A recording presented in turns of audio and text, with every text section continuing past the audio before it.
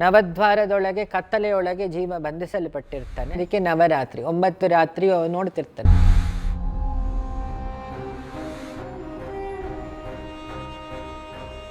ಒಂಬತ್ತರಂದ್ರಕ್ಕೂ ಹೊಲಿಗೆ ಇಲ್ಲ, ಅಲ್ಲಿ ಪ್ರಾಣ ಹೋಗಿ ಈಚೆ ಬರ್ತಾ ಇರುತ್ತೆ.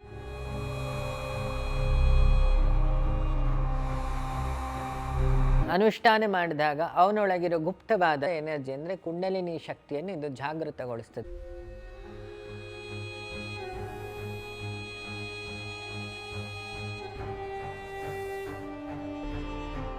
ನಾರ್ಮಲಿ ಇದನ್ನು ಶ್ಯಾಮಲ ನವರಾತ್ರಿ ಅಂತಲೂ ಕರಿತೀವಿ. ಶ್ಯಾಮಲ ಅಂತ ಹೇಳಿದರೆ ತಂತ್ರ ಸರಸ್ವತಿ.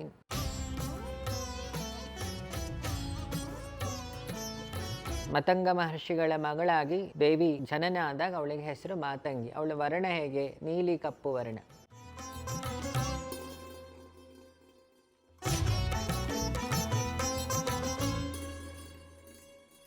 ದೇವಿಗೆ ಇಷ್ಟವಾದ ವೃಕ್ಷ ಕದಂಬ ವನವನ್ನೇ ಈಗ ಕಾಮಾಕ್ಷಿ ಕಂಚಿ ಪೀಠ ಅಂತಲೂ ಕರಿತೀವಿ.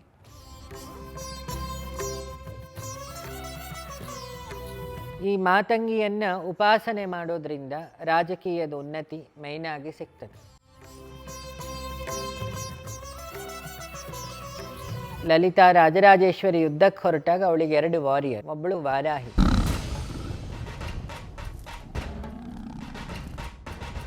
ಇನ್ನು ಬಲಭಾಗದಲ್ಲಿ ತಂತ್ರ ಸರಸ್ವತಿ, ಅವಳನ್ನು ಶ್ಯಾಮಲಾದೇವಿ ಅಂತಲೂ ಹೇಳ್ತಾರೆ.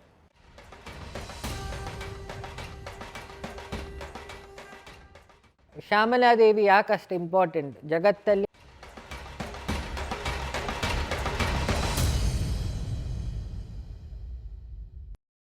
ಈ ನವರಾತ್ರಿಯಲ್ಲಿ ಈ ಭಾರತೀಯ ಆರಾಧನೆಯನ್ನು, ಪರಬ್ರಹ್ಮನು ಬೆಳಕಿನ ಆರಾಧನೆಯನ್ನು ಋಷಿಗಳು 6 ಭಾಗ ಮಾಡಿದರು. ಒಂದು ಗಾಣಪತ್ಯ, ಇನ್ನೊಂದು ಸ್ಕಂಧ, ಇನ್ನೊಂದು ಶಾಕ್ತ, ಇನ್ನೊಂದು ಶೈವ, ಇನ್ನೊಂದು ವೈಷ್ಣವ, ಇನ್ನೊಂದು ಸೂರ್ಯ ಆರಾಧನೆ. ಈ ಶಕ್ತಿ ಆರಾಧನೆಯಲ್ಲಿ ನವರಾತ್ರಿ ಒಂದೇ ಬೆಳಕನ್ನು 6 ಭಾಗ. ಸೂರ್ಯನು ಬೆಳಕಿನ ಪ್ರತೀಕ, ಶಕ್ತಿಯು ಬೆಳಕಿನ ಪ್ರತೀಕ, ವೈಷ್ಣವ ಬೆಳಕಿನ ಪ್ರತೀಕ, ಗಣಪತಿಯು ಬೆಳಕಿನ ಪ್ರತೀಕ. ಯಾಕೆ ಗಣಪತಿ ಅಥರ್ವಶೇಷದಲ್ಲಿ ಗಣಪತಿಯನ್ನು ಬೆಳಕು ಅಂತಲೇ ಹೇಳ್ತೀವಿ. ಬಿಟ್ಟರೆ ತ್ವಂ ಪರಬ್ರಹ್ಮ, ತ್ವಂ ಬ್ರಹ್ಮ, ತ್ವಂ ವಿಷ್ಣು, ತ್ವಂ ಶಿವ, ತ್ವಂ ಇಂದ್ರ, ಎಲ್ಲವೂ ನೀನೇ ಅಂದರೆ ನೀನು ಎಲ್ಲದಕ್ಕೂ ಮೂಲಾಧಾರ ಅಂತ. ಹಾಗೆ ಶಕ್ತಿ ಉಪಾಸನೆಯಲ್ಲಿ ಅಂದರೆ ಶಕ್ತಿ ಅಂದರೆ ಎನರ್ಜಿ. ಒಂದು ಟಾರ್ಚಿನ ಹತ್ತಿರ ಬಿಸಿ ಆಗ್ತದೆ ಕೈ, ಫೀಲ್ ಮಾಡಿದರೆ, ಇದೊಂದು ಟಾರ್ಚ್ ಆನ್ ಮಾಡಿದರೆ ಕೈ ಬಿಸಿ ಆಗ್ತದೆ. ಹೇಗೆ? ಬೆಳಕಿಲ್ಲೇ ಇತ್ತು, ಅದರ ಪ್ರಭೆ ಇತ್ತು, ಅದು ಶಕ್ತಿ. ಈ ಬೆಳಕನ್ನು ನೀವು ಪರಬ್ರಹ್ಮ ವಸ್ತು ಶಿವ ಅಂತ ಹೇಳಿದರೆ ಅವನ ಪ್ರಭೆಯನ್ನು ಶಕ್ತಿ ಅಂತ ಹೇಳ್ಬೋದು. ಈ ಶಕ್ತಿಯನ್ನು ಅನುಷ್ಠಾನ ಮಾಡಿ ಉಪಾಸನೆ ಮಾಡೋದೊಂದು ಉಂಟು, ಗ್ರ್ಯಾಟಿಟ್ಯೂಡ್. ಒಂದು ಶಕ್ತಿಯನ್ನು ಪಡ್ಕೊಳ್ಳೋಕ್ಕೆ ಇನ್ನೊಂದು ಶಕ್ತಿಯನ್ನು ತಿಳಿಲಿಕ್ಕೆ ಅನುಷ್ಠಾನ. ಆ ಉಪಾಸನೆಗಳಲ್ಲಿ 4 ನವರಾತ್ರಿ: ಗುಪ್ತ ನವರಾತ್ರಿ, ವಸಂತ ನವರಾತ್ರಿ, ಆಷಾಢ ನವರಾತ್ರಿ, ಶರನ್ನವರಾತ್ರಿ. ಈ ವಸಂತ ನವರಾತ್ರಿ ರಾಮನವಮಿಯ ಟೈಮಲ್ಲಿ ಮಾಡ್ತೀವಿ. ಇನ್ನೊಂದು ಗುಪ್ತ ನವರಾತ್ರಿ ಈಗ ಏನು ನಡೀತಾ ಇದೆ, ಶ್ಯಾಮಲ ನವರಾತ್ರಿ. ಇನ್ನೊಂದು ದಶಮಹಾವಿದ್ಯೆಗೆ ಸಂಬಂಧಪಟ್ಟ ನವರಾತ್ರಿ, ಇದನ್ನು ಅದಕ್ಕೂ ಹೇಳ್ತೀವಿ. ಇನ್ನೊಂದು ಆಷಾಢ ನವರಾತ್ರಿಯಲ್ಲಿ ಸಪ್ತಮಾತೃಕ ಆರಾಧನೆ ಮಾಡ್ತೀವಿ. ಕರ್ನಾಟಕದಲ್ಲಿ ಚಾಮುಂಡೇಶ್ವರಿಯನ್ನು ವಿಶೇಷವಾಗಿ, ಯಾಕೆ ಸಪ್ತಮಾತೃಕೆಯಲ್ಲಿ ಕೊನೆಯವಳು ಬ್ರಾಹ್ಮಿ, ಮಾಹೇಶ್ವರಿ, ವೈಷ್ಣವಿ, ಕೌಮಾರಿ, ವಾರಾಹಿ, ಚಾಮುಂಡ, ಇಂದ್ರಾಣಿ. ಸೊ ಈ 7 ದೇವತೆಯರ ಆರಾಧನೆ. ಇನ್ನೊಂದಿರೋದು ಶರನ್ನವರಾತ್ರಿ. ಆದರೆ ಈಗ ನಾನು ಮಾತಾಡ್ಲಿಕ್ಕೆ ಹೋಗ್ತಿರೋದು ಗುಪ್ತ ನವರಾತ್ರಿ. ಗುಪ್ತ ನವರಾತ್ರಿಯಲ್ಲಿ ದಶಮಹಾವಿದ್ಯೆಯನ್ನು ಆರಾಧನೆ ಮಾಡ್ತೀವಿ. ಹೆಸರೇ ಹೇಳುವಾಗೆ ಗುಪ್ತ ನವರಾತ್ರಿ. ರಾತ್ರಿ ಅಂದರೆ ಕತ್ತಲೆ. ನವದ್ವಾರದೊಳಗೆ ಕತ್ತಲೆಯೊಳಗೆ ಜೀವ ಬಂಧಿಸಲ್ಪಟ್ಟಿರ್ತಾನೆ, ಅದಕ್ಕೆ ನವರಾತ್ರಿ. 9 ರಾತ್ರಿ ನೋಡ್ತಿರ್ತಾನೆ 9 ಥರದ ಕತ್ತಲೆಗಳನ್ನು. ಯಾಕೆ? ಜೀವ ಬೆಳಕಿನ ರೂಪದಲ್ಲಿ ನಮ್ಮ ಶರೀರದಲ್ಲಿರುತ್ತೆ, ಅದಕ್ಕೆ 9 ರಂಧ್ರಕ್ಕೂ ಹೊಲಿಗೆ ಇಲ್ಲ, ಅಲ್ಲಿ ಪ್ರಾಣ ಹೋಗಿ ಈಚೆ ಬರ್ತಾ ಇರುತ್ತೆ, ವಾಯು ಸಂಚಾರ ಇರುತ್ತೆ. ಆದರೂ ಜೀವನಿಗೆ ಹೊರಗೆ ಬರಲಿಕ್ಕೆ ಆಗ್ತಿಲ್ಲ. 10ನೇದು ಬ್ರಹ್ಮರಂಧ್ರ, ಅದು ವಿಜಯದಶಮಿ. ಈ 9 ನವರಾತ್ರಿ ಅನುಷ್ಠಾನ ಮಾಡಿದಾಗ ಅವನೊಳಗಿರೋ ಗುಪ್ತವಾದ, ಅದಕ್ಕೆ ಗುಪ್ತ ನವರಾತ್ರಿ, ಗುಪ್ತವಾದ ಎನರ್ಜಿ ಅಂದರೆ ಕುಂಡಲಿನಿ ಶಕ್ತಿಯನ್ನು ಇದು ಜಾಗೃತಗೊಳಿಸ್ತದೆ ಈ ನವರಾತ್ರಿ. ಅದಕ್ಕೆ ನವರಾತ್ರಿ ಆಫ್ ನಾಲೆಡ್ಜ್ ಅಂತೀವಿ. ನಾರ್ಮಲಿ ಇದನ್ನು ಶ್ಯಾಮಲ ನವರಾತ್ರಿ ಅಂತಲೂ ಕರಿತೀವಿ. ಶ್ಯಾಮಲ ಅಂತ ಹೇಳಿದರೆ ತಂತ್ರ ಸರಸ್ವತಿ, ಕನ್ನಡದಲ್ಲಿ ಮಾತಂಗಿ ಅಂತೀವಿ. ಮತಂಗ ಮಹರ್ಷಿಗಳ ಮಗಳಾಗಿ ದೇವಿ ಜನನ ಆದಾಗ ಅವಳಿಗೆ ಹೆಸರು ಮಾತಂಗಿ. ಅವಳ ವರ್ಣ ಹೇಗೆ? ನೀಲಿ ಕಪ್ಪು ವರ್ಣ. ಹಾಗಾಗಿ ಅವಳ ಶ್ಲೋಕ ಏನು? ಮಾತಾ ಮರಕಟ ಶ್ಯಾಮ ಮಾತಂಗಿ ಮಧುಶಾಲಿನಿ ಕುರ್ಯಾತ್ ಕಟಾಕ್ಷ ಕಲ್ಯಾಣಿ ಕದಂಬ ವನವಾಸಿನಿ. ಈ ದೇವಿಗೆ ಅತಿ ವಿಶೇಷವಾದ ಪುಷ್ಪ ಯಾವುದು? ಕದಂಬ ಪುಷ್ಪ. ಕದಂಬ ಅನ್ನೋ ಪುಷ್ಪ ವೈಟ್ ಹೂಗಳಿಂದ ಕೂಡಿರುತ್ತೆ. ಬೆಂಗಳೂರವರಿಗೆ ಇಲ್ಲಿ ಸುಬ್ರಹ್ಮಣ್ಯ ಬೆಟ್ಟದಲ್ಲಿ ಆ ಗಿಡ ನಾನು ನೋಡಿದ್ದೆ. ನಾರ್ಮಲಿ ಫಾರೆಸ್ಟ್ ಆಫೀಸಲ್ಲಿ ಸಿಗ್ತದೆ. ದೇವಿಗೆ ಇಷ್ಟವಾದ ವೃಕ್ಷ ಕದಂಬ ವನವನ್ನೇ ಈಗ ಕಾಮಾಕ್ಷಿ ಕಂಚಿ ಪೀಠ ಅಂತಲೂ ಕರಿತೀವಿ. ಹಿಂದೆ ಅಲ್ಲಿ ಕದಂಬ ವನ ಇತ್ತಂತೆ. ಹಾಗಾಗಿ ದೇವಿಗೆ ಆ ವೃಕ್ಷಗಳ ಗಾಳಿ ಹಿತ. ಒಬ್ರೊಬ್ರಿಗೊಂದು, ಈಗ ನನಗೊಂದು ಶೀತ ಗಾಳಿ ಇಷ್ಟ, ಇನ್ನೊಬ್ಬರಿಗೆಲ್ಲೋ ಮೌಂಟೇನ್ ಮೇಲೆ ನಿಂತರೆ ಇಷ್ಟ. ಅಮ್ಮನವರಿಗೆ ಆ ಕದಂಬ ವೃಕ್ಷಗಳ ಗಾಳಿ ಇಷ್ಟ ಅಂತ. ಅದಕ್ಕೆ ಕದಂಬ ವನ ವಾಸಿನಿ ಅಂತ ಅವಳಿಗೆ ಹೆಸರು. ಹನುಮಂತನು ಹಾಡಲ್ಲೂ ಬರುತ್ತೆ, ಕದಂಬ ವನದ ಉಲ್ಲೇಖ ಬರ್ತದೆ. ಕದಳಿ ವನ ಮತ್ತು ಕದಂಬ ವನ ಎರಡು ಆಂಜನೇಯನ ಹಾಡಲ್ಲಿ ಬರ್ತದೆ. ಅಂದರೆ ಆ ಎರಡೂ ವೃಕ್ಷಗಳನ್ನೇನು ಹೇಳ್ತೀವಿ? ದೇವವೃಕ್ಷ ಅಂತೀವಿ. ಆ ಪುಷ್ಪವೂ ನೋಡಲಿಕ್ಕೆ ತುಂಬ ಚಂದ. ಕದಂಬ ವರ್ಷಕ್ಕೊಮ್ಮೆ ಬಿಡ್ತದೆ ಆ ಪುಷ್ಪ.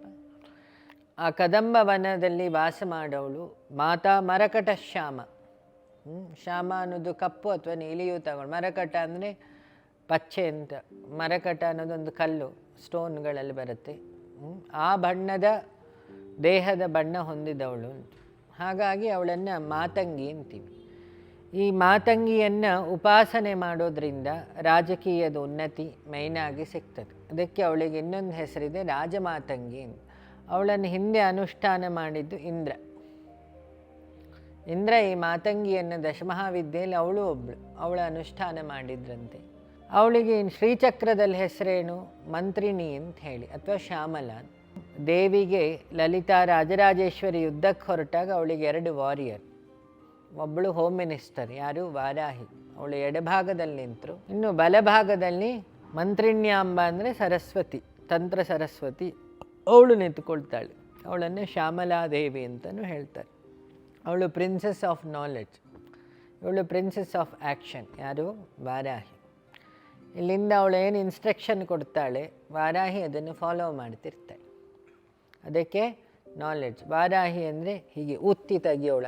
ಆಧ್ಯಾತ್ಮ ಅರ್ಥ ಏನು? ನಿಮ್ಮೊಳಗಿರುವ ಕುಂಡಲಿ ಎನರ್ಜಿಯನ್ನು ಮೇಲೆ ಎತ್ತಿ ಕಳಿಸೋಳು. ಇನ್ನೊಂದು ಬಾಹ್ಯ ದೃಷ್ಟಿಯಿಂದ ವಾರಾಹಿ ಅನುಷ್ಠಾನ, ಪ್ರಾಪಂಚಿಕ ದುಃಖದಿಂದ ನಮ್ಮನ್ನು ದಡದಾಡಿಸೋಳು, ಅದು ಹೇಳ್ಬೋದು.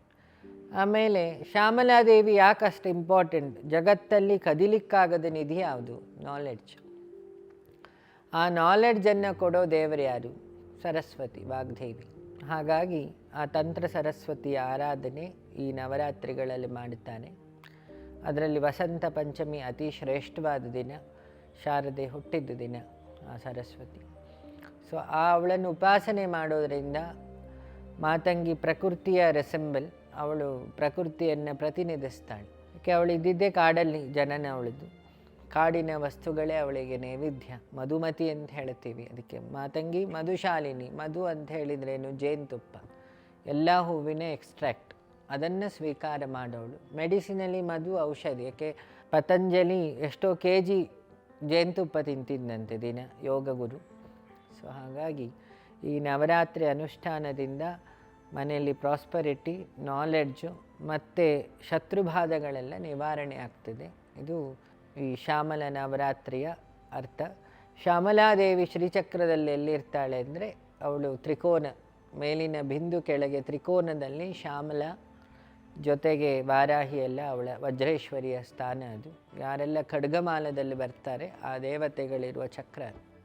ಈ ನಾಲೆಡ್ಜಿನ ದೇವತೆ ಈ ಶ್ಯಾಮಲ ನವರಾತ್ರಿಯಲ್ಲಿ, ಅಥವಾ ಮಂತ್ರಿಣ್ಯಾಂಬ ಅಂತ. ಮಂತ್ರಿಯ ಸ್ಥಾನ, ಅದಕ್ಕೆ ಮಂತ್ರಿಣ್ಯಾಂಬ. ಅವಳ ಅನುಗ್ರಹ ಎಲ್ಲರ ಮೇಲೆ ಆಗಲಿ, ಎಲ್ಲರಿಗೂ ಈ ನವರಾತ್ರಿಯ ಫಲ ಸಿಗಲಿ ಅಂತ ನಾನು ಆಶಿಸ್ತೀನಿ.